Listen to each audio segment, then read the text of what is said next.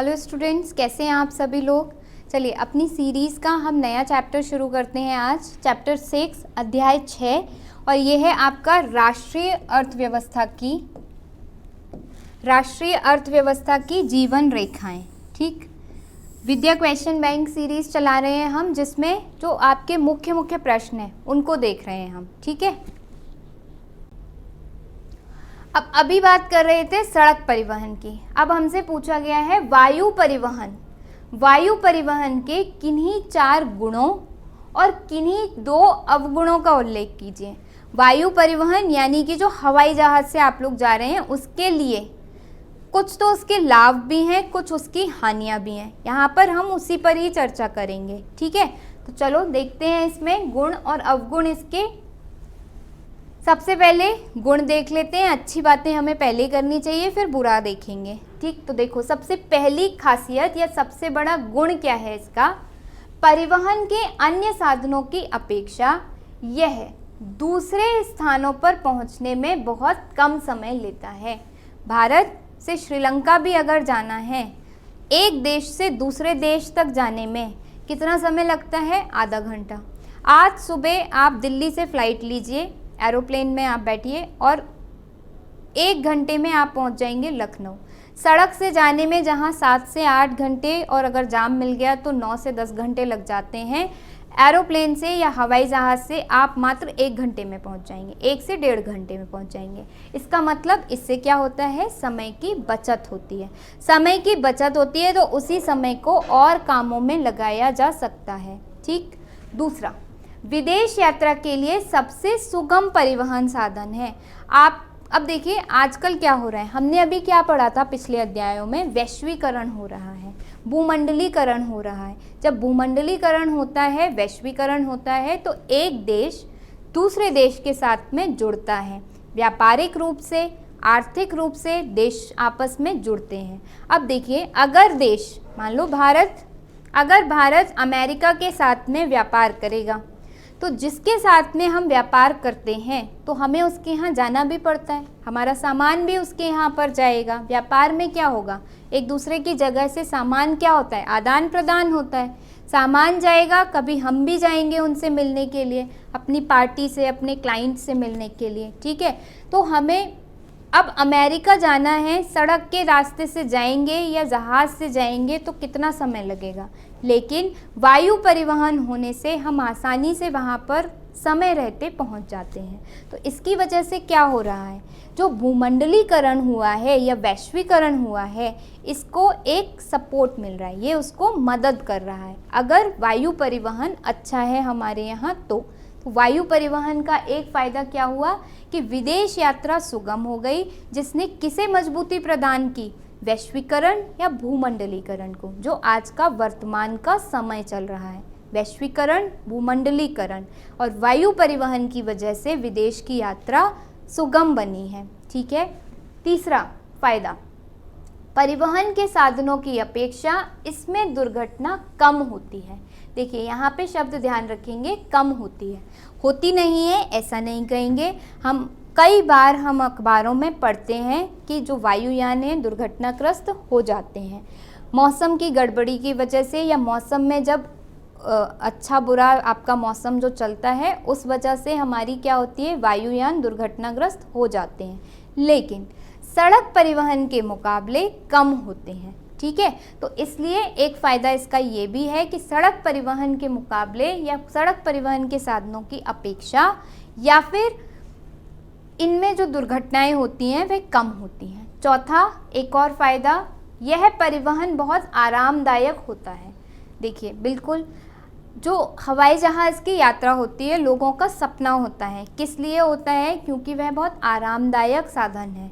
ठीक है, सड़क से आप जाते हैं, सड़कें ख़राब हैं, धूल भी आ रही है, मिट्टी भी आ रही है, आगे अगर कोई ट्रक चल रहा है तो उसका धुआं भी हमें लेना पड़ रहा है। ठीक है, धूप पड़ रही है तो धूप भी लग रही है, तो क्या होता है, आरामदायक साधन नहीं होता। ठीक, कहीं सड़क टूटी मिल गई, कहीं पे पानी भरा मिल गया, फिर से दिक्कत। लेकिन वायु परिवहन से जाते हैं आराम से, हवाई जहाज़ में एसी आपका वो हवाई जहाज़ होता है, बिल्कुल आराम से सीट पर बैठते हैं और 1 घंटे में अपने गंतव्य तक या फिर कम समय में अपने गंतव्य तक पहुंच जाते हैं। तो इसलिए यह जो साधन है यह बहुत आरामदायक साधन होता है। ये हो गए इसके फ़ायदे। क्या क्या फ़ायदे हो गए इसके? एक तो अन्य साधनों की अपेक्षा कम समय लेता है, समय की बचत। दूसरा, विदेश की यात्रा सुगम हो गई है जिससे भूमंडलीकरण को मजबूती मिली। तीसरा, दुर्घटना कम होती हैं, दुर्घटना की संभावनाएं कम होती हैं। चौथा, बहुत आरामदायक साधन है, किसी भी तरीके की कोई टेंशन नहीं है इसमें। ठीक है, चौथा हो गया। अब देखते हैं 2 अवगुण। अच्छी बातें बहुत हो गई, अब आ जाते हैं बुरी बातों पर। एक, सबसे पहली बात तो भाई ये बहुत महंगा साधन है। हर इंसान के बस की बात नहीं है वायुयान से सफ़र करना। एक टिकट वायुयान का अगर यहाँ से आपको, ठीक है, लखनऊ तक ही अगर आपको जाना है तो कम से कम एक बार के 3 से 3,500 रुपये चाहिए।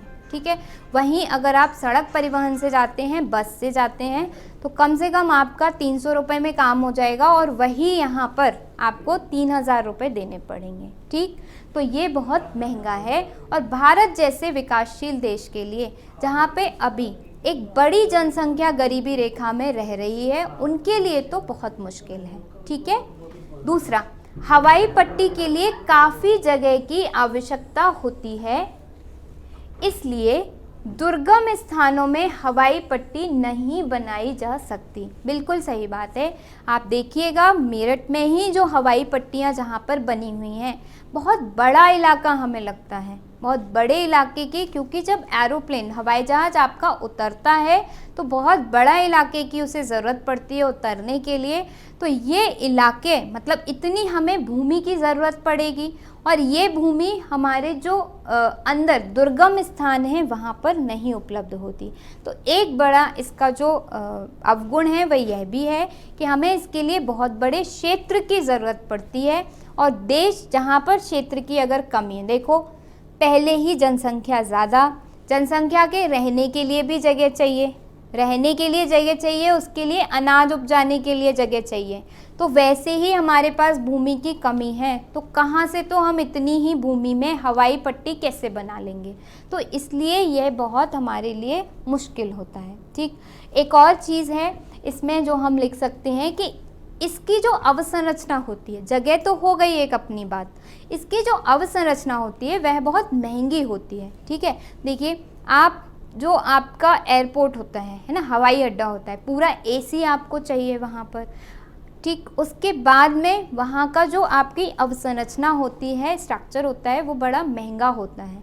अच्छी क्वालिटी का आपको वहाँ पे जो मटेरियल है वो लगाना पड़ता है, नहीं तो दुर्घटना की संभावनाएं ज़्यादा हो जाती हैं। तो इन वजह से भी फिर एक हवाई जहाज़ अपने आप में ही कितना महंगा आता है। ठीक है, आसानी से थोड़ी ना बन जाता है, 40-50 हज़ार का थोड़ी ना होता है हवाई जहाज़ की। एक हमने मान लो एक स्कूटी खरीद ली या एक हवाई जहाज़ खरीदना, दोनों में ज़मीन आसमान का अंतर होता है। तो इन सारी वजहों से भी, महंगा होने के कारण भी हवाई परिवहन हमारे लिए ज़्यादा सुगम नहीं है। ठीक, चलिए ये 4 इसके साथ में, ये जो 2-3 है ये अवगुण हैं, लेकिन फ़ायदे भी हैं। ठीक है, चलो आगे चलें। देखो जो लेक्चर समझाया जाता है इसे ही एक बार जो भी बिंदु हैं इन्हें अपने दिमाग में बैठा लें, तो लिखने में हमें आसानी होती है। ये क्लास आपकी जो विद्या क्वेश्चन बैंक की जो श्रृंखला चलाई जा रही है, क्यों चलाई जा रही है कि सिलेबस जो है वो तो आपने पढ़ लिया, लेकिन अब आप उसे पूरा याद कर लो, उसे आत्मसात कर लो अपने अंदर। ठीक है, जिससे कि जब पेपर हो आपका तो जो आपको यहाँ पे सिखाया जा रहा है, जो मैं बोल रही हूँ, ये चीज़ें एकदम आपके दिमाग में आए और आपकी कलम एकदम चलती रहे जल्दी जल्दी। ठीक, तो क्योंकि देखिए जो बुक में बिंदु लिखे होते हैं वो थोड़े से कठिन होते हैं, उन्हें हम कब अच्छे से समझ लेते हैं, जब कोई अध्यापक उन्हें क्या करता है, व्याख्या कर देता है उनकी। ठीक, तो यहाँ पर एक बार वही हम प्रयास कर रहे हैं। ठीक है, चलो आगे चलें। अब हमने देख लिया सड़क परिवहन, देख लिया वायु परिवहन, देख लिया। बात करते हैं रेल परिवहन की। रेल परिवहन की अपेक्षा सड़क परिवहन के महत्व पर प्रकाश डालिए। रेल परिवहन की अपेक्षा हमें रेल से ज़्यादा परिवहन नहीं करना, लेकिन ज़्यादातर परिवहन सड़क परिवहन से हो रहा है। रेल की तुलना में लोग सड़क से परिवहन करना ज़्यादा पसंद करते हैं, क्यों? यह हमें बताना है। क्या ज़रूरी है या क्या महत्व है जो लोग रेल से की बजाय सड़क से जाना पसंद करते हैं? ठीक है, चलो देखते हैं एक के बाद एक क्या फ़ायदे हैं इसके, या ये कह लें क्या फ़ायदे हैं इसके। पहला, सड़क परिवहन रेल परिवहन से अधिक महत्वपूर्ण है क्योंकि नंबर 1, सड़कों के निर्माण में कम खर्च आता है। ये बिल्कुल सही बात है, सड़कों का जो निर्माण होता है उसमें खर्च कम आता है, लेकिन रेल की जो पटरी डाली जाती है या पूरा जो रेलवे स्टेशन बनाया जाता है उसमें खर्च कई गुना ज़्यादा आता है। तो पहली बात तो आ गई खर्च की, और भारत जो कि एक विकासशील देश है उसके लिए तो बहुत मुश्किल है। ठीक है, दूसरा, इनका निर्माण ऊबड़ खाबड़ व विस्तृत भूभाग पर आसानी से हो सकता है। देखिए, सड़क जो परिवहन है या सड़कें बनाना, थोड़ा सा ऊंचा नीचा भी इलाका होगा तो हम बना लेते हैं सड़कें। ठीक, कहीं पर ऊंचाई देकर कहीं पर ढलान देकर हम उन सड़कों का निर्माण कर लेते हैं और वहाँ पे यातायात भी आसानी से चल निकलता है। लेकिन रेल की पटरी के लिए, अब देखो कहीं पे ऐसे आपका मैदान था, कहीं पे ऐसे मैदान था और सडनली एकाएक क्या हुआ, पहाड़ आ गया, तो अब ट्रेन थोड़ी ना ऐसे रेल की पटरी ऊपर जाएगी, लेकिन बाइक तो चली जाएगी, सड़क वाली बाइक तो हम पहुंचा लेंगे, पहाड़ों पे भी चला लेते हैं बाइक। तो इसका मतलब ये है कि रेल की पटरी के लिए मैदानी इलाके की या कम ऊंचे नीचे इलाके की ज़रूरत होती है। बहुत ज़्यादा उच्चावच नहीं होना चाहिए रेल के परिवहन का जब इस्तेमाल करते हैं या रेल की पटरी जहाँ पे बिछाई जाती है वहाँ पर। ठीक है, वरना दुर्घटना की संभावनाएं ज़्यादा होती हैं। तो इसीलिए क्या सड़क परिवहन ज़्यादा महत्वपूर्ण हो गया। तो वही लिखा है, इनका निर्माण ऊबड़ खाबड़ व विच्छिन्न भूभाग पर आसानी से हो सकता है। सड़कें बना सकते हैं हम, ठीक, लेकिन रेल नहीं बना सकते, रेल की पटरी नहीं बना सकते। तीसरा, इनका निर्माण ढाल वाले क्षेत्रों व पहाड़ी क्षेत्रों में आसानी से हो सकता है। वही बात कही गई है एक बार दोबारा कि ढाल वाले जो क्षेत्र हैं वहाँ पे भी आप बना सकते हैं, ब्रेक लगा लगा के आराम से आप उनमें जा सकते हैं। लेकिन ट्रेन जो इतनी बड़ी होती है, रेल की पटरी या रेल उस पर नहीं चल सकती, बहुत मुश्किल होती है उसको चलाने में। ठीक है, नेक्स्ट, यह अन्य परिवहन साधनों से सस्ता है। जो सड़क परिवहन है यह सस्ता होता है। ठीक है, जो सड़क से हम परिवहन करते हैं सस्ता है, क्योंकि एक तो पहली बात बस है, मान लीजिए बस है, कार है, स्कूटी है, आपने खुद की खरीद ली, उतनी महंगी नहीं थी, उसमें 100 रुपये का तेल भरवाया, यहाँ से वहाँ चले गए।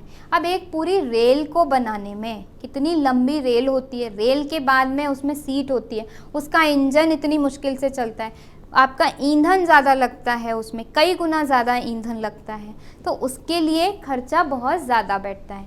यह हमें हमारे घरों से भी जोड़ता है। ये बिल्कुल सही बात है और ये बहुत महत्वपूर्ण बिंदु है सड़क परिवहन का।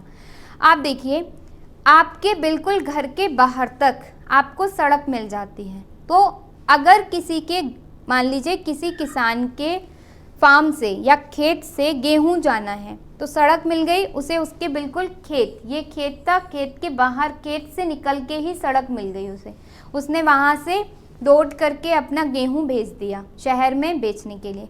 लेकिन उसके गेट के बाहर रेल तो नहीं मिल सकती, रेल लाइन मिल जाएगी पर हर गेट के बाहर रेलगाड़ी रुकेगी तो नहीं, रुकती तो स्टेशन पर जाकर ही है और चलती भी वहीं से ही है।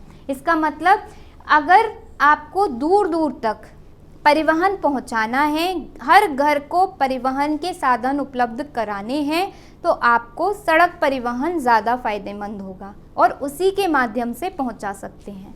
एक और जो अन्य परिवहन साधन है जैसे जल या वायु को जोड़ने का भी कार्य करता है। अब देखिए, आप रेलगाड़ी से कहाँ तक जाएंगे, दिल्ली तक जाएंगे। मान लीजिए आपको लखनऊ के लिए, ऐसे देख लेते हैं कि आपको लखनऊ के लिए क्या लेना है, एरोप्लेन लेना है, फ़्लाइट लेनी है, तो आप क्या करेंगे, दिल्ली से मिलती है फ़्लाइट, दिल्ली पहुँचेंगे ट्रेन से, चलिए दिल्ली आप पहुँच गए, स्टेशन पर उतरेंगे, हवाई पट्टी तक जाने के लिए आपको क्या लेना पड़ेगा, आपको कोई सड़क परिवहन का साधन लेना पड़ेगा।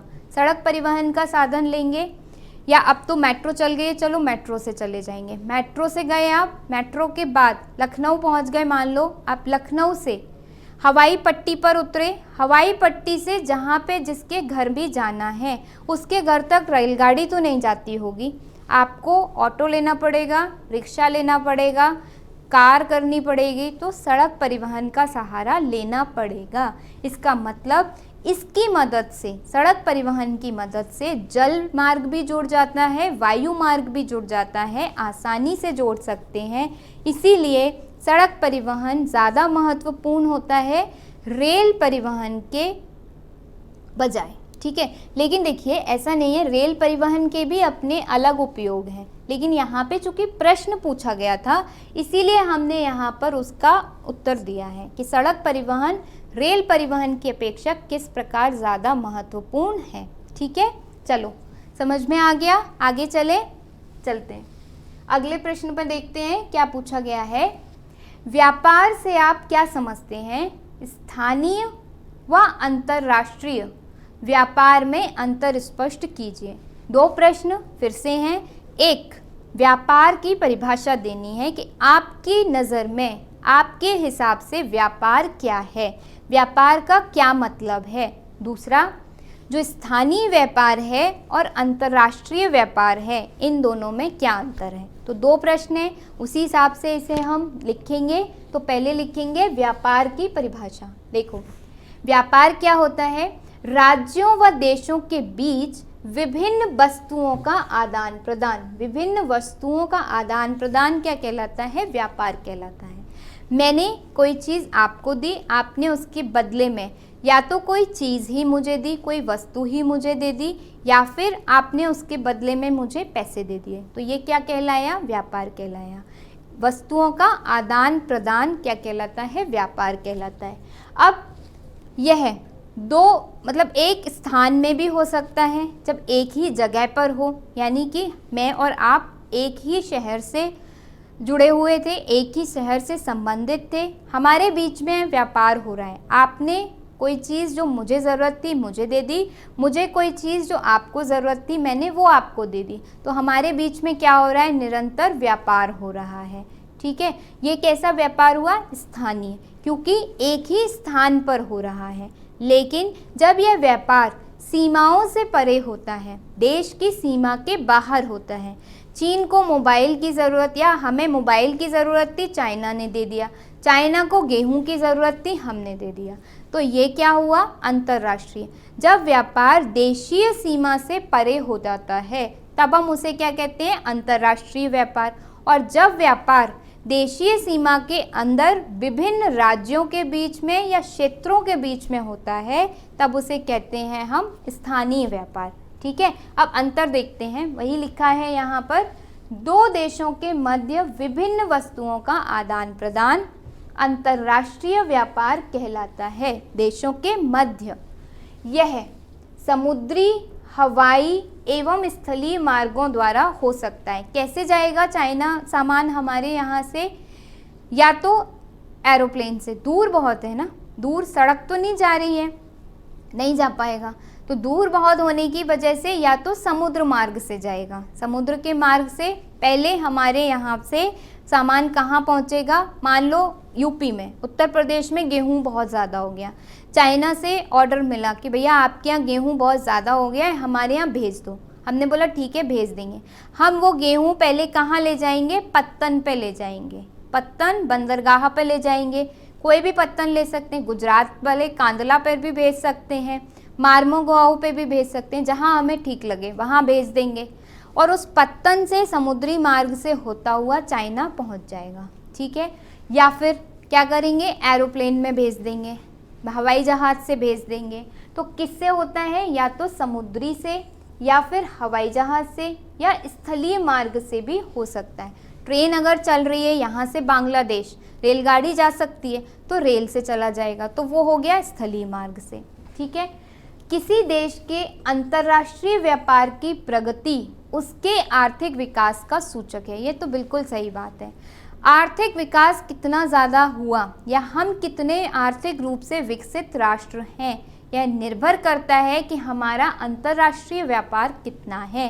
क्योंकि जब अंतर्राष्ट्रीय व्यापार होता है तो क्या आता है, डॉलर, पैसा आता है। निर्यात करते हैं जब हम सामान तो हमें क्या मिलता है, पैसा मिलता है, डॉलर मिलता है हमको। तो इसलिए डॉलर जब हमारे पास ज़्यादा आता है, पैसा हमारे पास ज़्यादा आता है व्यापार से, तो ये पैसा कहाँ लगाया जाता है, देश को विकसित करने में। जैसे स्वास्थ्य सेवाओं पर ज़्यादा खर्च होगा। एक अस्पताल था 10 बना सकेंगे। स्कूल, शिक्षा के क्षेत्र में लगा सकेंगे। एक स्कूल था 15 स्कूल बना सकते हैं। पैसा बहुत सारा आ रहा है तो देश क्या करेगा, विकसित होगा। एक सड़क मार्ग था, 15 सड़क मार्ग बना दिए। एक रेलगाड़ी चलती थी, 25 रेलगाड़ी चला दी। क्यों? क्योंकि इनको चलाने के लिए पैसा चाहिए। पैसा कहाँ से आया, अंतर्राष्ट्रीय व्यापार से। तो जिस देश का अंतर्राष्ट्रीय व्यापार जितना अधिक, उसका विकास उतना अधिक। इसीलिए अंतर्राष्ट्रीय व्यापार आर्थिक विकास का सूचक है कि हमारा देश आर्थिक रूप से विकसित हो रहा है।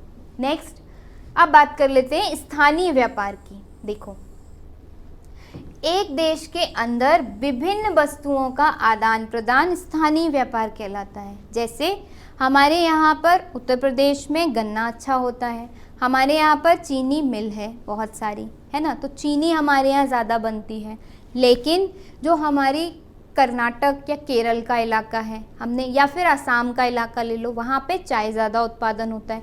उन्होंने चाय हमारे यहाँ भेज दी, हमने चीनी उनके यहाँ भेज दी, तो दोनों जगह चाय बन सकती है ना। अब उनके पास में पहले चीनी कम थी, हमारे पास में चाय नहीं थी। अब दोनों जगह दोनों चीज़ें हो गई, तो अब चाय दोनों लोग बना सकते हैं। तो इस व्यापार को हम क्या कहेंगे, स्थानीय व्यापार। स्थानीय व्यापार शहरों, कस्बों, गाँव में होता है। गाँव में भी जैसे हम देखते हैं, हम क्या करते हैं, हमारे मान लो घर में क्या है, डेयरी है, दूध का व्यापार हो रहा है। दूध हम क्या करते हैं, किराने वाले के यहाँ पर दे देते हैं, किराने वाले से अनाज ले लेते हैं। तो किराने वाले को भी दूध की ज़रूरत थी तो उसने दूध हमसे ले लिया, और अनाज की हमें ज़रूरत थी तो अनाज उससे हमने ले लिया। तो वो गाँव में भी हो गया। इसे क्या कहेंगे, स्थानीय व्यापार कहेंगे। ठीक है, समझ में आया दोनों में क्या अंतर है और व्यापार होता क्या है। ठीक, आगे चलते हैं अगले प्रश्न पर। चलो, अगला प्रश्न हमसे कह रहे हैं, भारत में सड़कों का वर्गीकरण कीजिए। सड़कें, कितने तरीके की भारत में सड़कें मिलती हैं, उनका हमें वर्गीकरण करना है। और स्वर्णिम चतुर्भुज महाराज मार्ग, राष्ट्रीय राजमार्ग और राज्य राजमार्ग, इनके बारे में भी हमें बताना है। ठीक है, तो भारत में सड़कों का वर्गीकरण करना है और इन 3 चीज़ों के बारे में हमें बताना है। ठीक, देखो, सबसे पहले बात कर लेते हैं भारत में सड़कों की सक्षमता के आधार पर। जिस सड़क की जितनी सक्षमता है, सक्षमता मतलब जिससे जितना यातायात किया जा सकता है, ठीक, उसके आधार पर सड़कों को हमने विभाजित किया है 6 में। ठीक है, सबसे पहला स्वर्णिम चतुर्भुज महाराज मार्ग, नाम से ही समझ में आ रहा है ये राजमार्ग है, और ये राजमार्ग से भी बड़ा महाराज मार्ग है। तो स्वर्णिम चतुर्भुज क्या है, महाराज मार्ग है, राजमार्ग से भी बड़ा, यानी इसकी सक्षमता राजमार्ग से भी कई गुना ज़्यादा है। ठीक, अब देखो इसमें क्या है, स्वर्णिम चतुर्भुज में 4 जो हमारी मेट्रो सिटीज़ हैं, मेट्रो जो हमारे शहर हैं, उनको जोड़ा गया है। ठीक है, देखिए यहाँ पर भारत सरकार ने दिल्ली, एक आपकी मेट्रो सिटी हुई, एक आपका मेट्रो जो आपका शहर है, दूसरा कोलकाता, तीसरा चेन्नई, चौथा मुंबई, इनको जोड़ने वाली 6 लेन वाली महाराजमार्ग की सड़क परियोजना प्रारंभ की है। ठीक है, तो ये देखिए, इसे हम क्या बोलते हैं, स्वर्णिम चतुर्भुज, क्योंकि इसका आकार जो बन रहा है, देखो चतुर्भुज, गणित में जो चतुर्भुज होता है कुछ उस तरीके का इसका आकार बन रहा है। चतुर्भुज 4 भुजाएं, पहली भुजा, दूसरी भुजा, तीसरी भुजा, चौथी भुजा। तो इसे हम क्या कह रहे हैं, स्वर्णिम चतुर्भुज कहते हैं। इसलिए इसको, इसमें 4 जो महानगर हैं भारत के उन्हें जोड़ा गया है, दिल्ली, मुंबई, चेन्नई और कोलकाता को। ठीक, यानी भारत के 4 महानगरों को जोड़ता हुआ एक चतुर्भुज बनाया गया है, एक चतुर्भुज नुमा मार्ग बनाया गया है, जिसे हम क्या बोलते हैं, स्वर्णिम चतुर्भुज बोलते हैं। ठीक है, इसमें कैसी लेन होंगी, 6 लेन होंगी। 6 लेन यानी बहुत सारा ट्रैफिक, बहुत सारे यातायात एक साथ हो सके। ठीक, अब इसमें क्या किया है, 2 गलियारे भी दिए हैं। 2 गलियारे, जैसे उत्तर दक्षिण गलियारा जो श्रीनगर से शुरू होके कन्याकुमारी तक जाता है, और दूसरा गलियारा पूर्व पश्चिम गलियारा जो सिलचर और पोरबंदर को जोड़ता है। देखिए 4 कोने तो जोड़ दिए, उत्तर, पश्चिम, दक्षिण, पूर्व, 4 कोने तो जोड़ दिए, लेकिन ऐसे जोड़ना भी तो बाकी है अभी भारत को, ऐसे और ऐसे। तो उसके लिए क्या दे दिए, 2 गलियारे दे दिए। नंबर 1 गलियारा ये वाला, ये कौन सा गलियारा है, उत्तर दक्षिण गलियारा। ठीक है, कहाँ से शुरू होगा, श्रीनगर से। ये ऊपर थोड़ा सा कट गया है मैप, दरअसल आ नहीं रहा था इसलिए। तो ऊपर आपका श्रीनगर, और कहाँ तक जाएगा, नीचे कन्याकुमारी तक। यहाँ पर भी थोड़ा सा कट गया है, नीचे जाएगा कन्याकुमारी तक। और यहाँ पर दक्षिण में जो आपका दूसरा गलियारा है वह है आपका पश्चिम पूर्व गलियारा। पूर्व पश्चिम गलियारा कह लीजिए या पश्चिम पूर्व गलियारा कह लीजिए, एक ही बात है। ये किसे जोड़ता है, पोरबंदर कहाँ पड़ेगा, गुजरात में, और सिलचर यहाँ पे कहीं पड़ेगा आपका आसाम के आसपास या मणिपुर के आसपास। ठीक है, तो ये आपके 2 आपके गलियारे हैं और स्वर्णिम चतुर्भुज हो गया। अब बात करते हैं राष्ट्रीय राजमार्ग की। शुरू में ही हम एक राष्ट्रीय राजमार्ग देख चुके हैं राष्ट्रीय राजमार्ग 744 जो श्रीनगर से स्टार्ट होकर के शुरू होके ख़त्म कहाँ हो रहा था, हमारा ख़त्म हो रहा था कन्याकुमारी पर। ठीक है, और ये इसलिए इन्हें राष्ट्रीय राजमार्ग कहते हैं, देखिए, क्योंकि इनकी जो देखभाल है, इन राजमार्गों की जो देखभाल है वह केंद्र सरकार करती है। ठीक है, आते हैं दूसरे पद पर। अब देखते हैं राज्य जो मार्ग हैं, राज्य राजमार्ग, स्टेट हाईवेज बोलते हैं इन्हें, जिनकी देख रेख या जिनका रख रखाव कौन करेगा, राज्य की सरकारें करेंगी। राज्य की सरकारें करेंगी, और राज्य की राजधानियों को जिला मुख्यालयों से जोड़ने वाली सड़कें। राजधानी उत्तर प्रदेश की लखनऊ, अब लखनऊ को कई जिलों से जोड़ना, मेरठ जिले से जोड़ना, लखनऊ को आपका जोड़ना अलीगढ़ जिले से। तो राजधानी को, किसी भी राज्य की राजधानी को जिले से जोड़ना, उसमें आने वाले जिलों से जोड़ने वाले जो राजमार्ग होते हैं उन्हें राज्य राजमार्ग कहते हैं, और इनकी देखरेख राज्य की सरकारें करती हैं। ठीक, अब देखिए राज्य के पास में होता है इनकी देखरेख और उनके निर्माण का दायित्व। इसके बाद जिला मार्ग।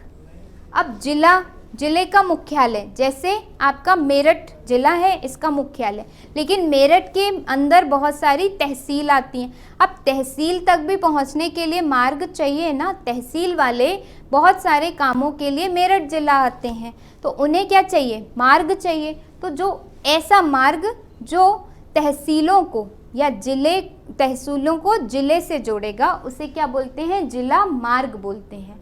ठीक है, यहाँ पर क्या होते हैं, जैसे हमारे यहाँ क्या है, डीएम हमारे यहाँ बैठता है, वो जिले को देखता है, लेकिन जो इसके नीचे और तहसील आती हैं, सरधना हो गया, सरधना में तो आपका फिर क्या होता है, यहीं पे आना पड़ता है, तो इसलिए इनका उत्तरदायित्व संभालती है जिला परिषद। ठीक है, इसके बाद कुछ अन्य सड़कें भी होती हैं, जैसे गांव में जो सड़कें बनती हैं गांव तक जोड़ने के लिए, जिसे हमने प्रधानमंत्री ग्रामीण सड़क परियोजना के तहत देखा था कि भाई तहसील से गांव तक भी तो एक सड़क चाहिए। गांव का व्यक्ति कैसे आएगा तहसील में अपने काम के लिए, किसी भी चीज़ के लिए, तो वो मार्ग कहलाते हैं अन्य सड़कें। इसके अलावा कुछ सीमांत सड़कें भी होती हैं। क्या होती हैं सीमांत सड़कें, जो सीमा पर, जैसे भारत भिन्न भिन्न राष्ट्रों के साथ में सीमा बनाता है, बांग्लादेश, पाकिस्तान, नेपाल, भूटान, इसके साथ में भारत की क्या लगती है, सीमा लगती है। तो उन सीमाओं पर जो सड़कें बनती हैं उसे बोलते हैं हम सीमांत सड़कें, ठीक है। वो सड़कें बनाने की जिम्मेदारी एक संगठन है जिसका नाम है सीमा सड़क संगठन। इस बात को ध्यान रखेंगे कि भारत में सीमांत सड़कें बनाने की जिम्मेदारी सीमा सड़क संगठन के पास में है, और यह भारत से लगे हुए जो देश हैं उनकी सीमाओं पर सड़कों का निर्माण करते हैं, ठीक। तो इस प्रकार से हमने देख लिया 6 तरीके की सड़कें थी भारत के अंदर।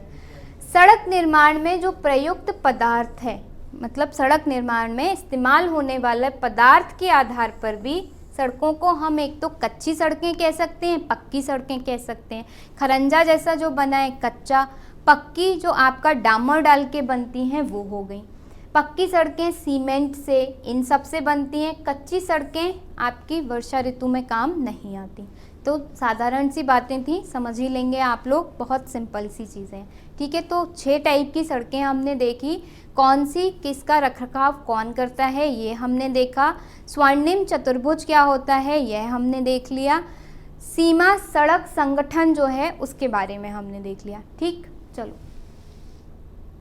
तो यहाँ पर आपका आज का जो ये सीरीज़ जो श्रृंखला चल रही है यह ख़त्म होती है। मुख्य जो प्रश्न थे महत्वपूर्ण वो हमने देखे। आप लोग निरंतर इसका अभ्यास करते रहिए और अपने पेपर बहुत अच्छे से दीजिएगा। धन्यवाद।